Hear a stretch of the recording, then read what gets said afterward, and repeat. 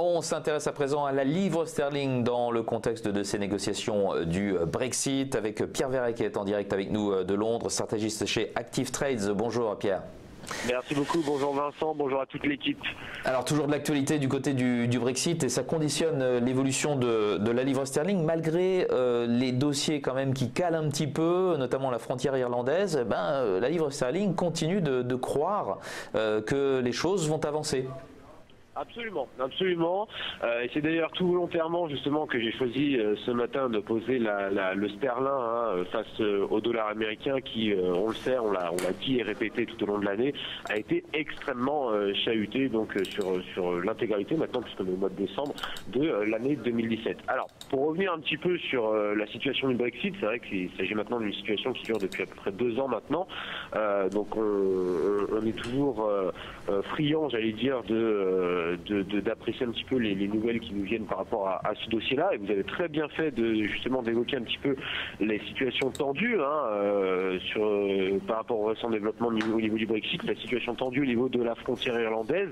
On a eu d'autres, j'allais dire, éléments qui nous peuvent en tout cas faire avancer sur ce dossier-là. On a également eu l'accord du gouvernement britannique, enfin l'accord de principe sur le paiement de la facture à régler dans le cadre du Brexit, qui devrait en tout cas aller au-delà des 100 milliards, ce qui reste quand même un montant énormément, j'allais dire 100 milliards de livres sterling, hein. Absolument. C'est énorme, c'est énorme.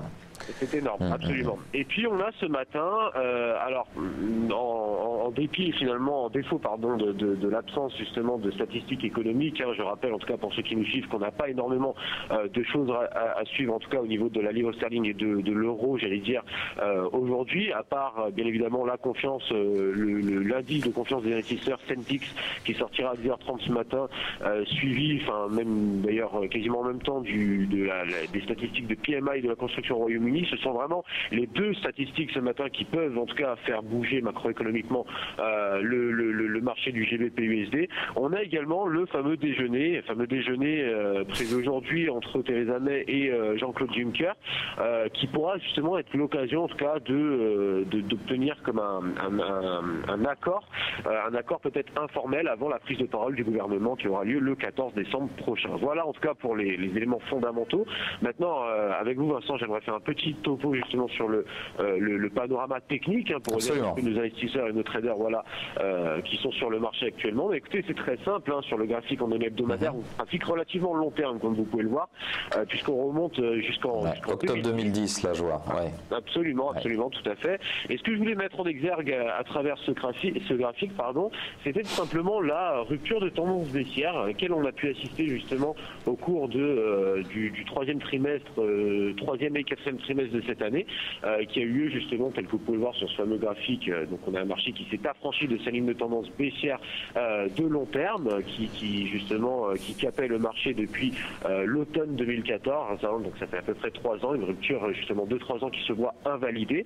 Alors généralement, lorsqu'on a comme ceci une belle invalidation de tendance qui avait d'ailleurs été annoncée par une divergence haussière que vous pouvez voir avec le trait jaune sur le graphique, on s'attend justement à ce que le marché débloque un nouveau potentiel haussier qui pourrait en tout cas dans un premier temps nous emmener sur la fameuse zone des 1,40 qui est une zone extrêmement importante. Alors c'est vrai qu'on ne le voit pas très bien ici sur le graphique en données justement hebdomadaire, mais sur un graphique mensuel on s'aperçoit qu'il s'agit d'un niveau qui quand même et que le marché en tout cas aime travailler depuis les années 2000 maintenant. Donc c'est vraiment un niveau en tout cas de long terme très très très important.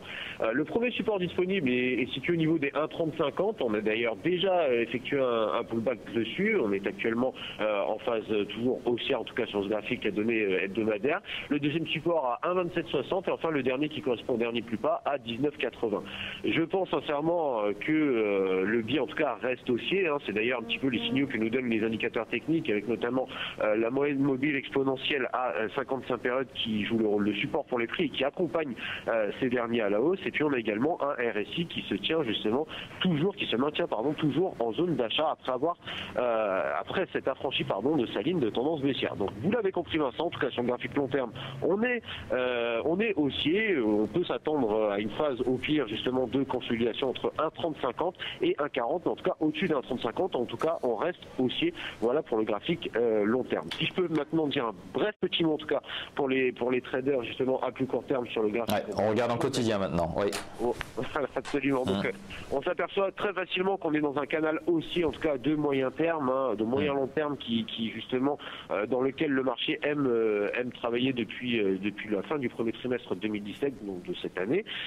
On a récemment, en tout cas pour ce qui s'agit de la phase, rebondi, comme je disais précédemment, sur la zone des 1,3050. Le marché s'est également affranchi du niveau des 1,33 et se traite actuellement entre 1,35 et 1,33. Voilà. Donc ça, c'est vraiment les deux niveaux à retenir pour la journée. Si effectivement on a un franchissement du marché à la hausse au-dessus des 1,35, on pourra s'attendre à un retour sur les 1,3650 à court moyen terme. Si au contraire les 1,33 se voient cachés, le premier support disponible restera les 1,3050. On pourrait effectivement voir le marché revenir sur le support étant donné la petite divergence baissière qui est en train de se développer sur l'indicateur stochastique. Donc le biais reste haussier à moyen long terme, mais à court terme, il peut y avoir une petite correction, ce qui pourrait d'ailleurs être l'occasion pour les traders de se positionner sur des stratégies d'achat sur repli. Voilà Vincent. Voilà, et on verra ce qui ressort de ce lunch donc à Bruxelles entre Theresa May et Jean-Claude Juncker en marge d'un sommet européen. Les 27 se pencheront sur toute autre chose aujourd'hui, semble-t-il. Ce sera plutôt le dossier grec qui sera à la une. Merci beaucoup Pierre Verret d'avoir été avec nous ce matin pour bien commencer cette semaine. Stratégiste chez Active Trades.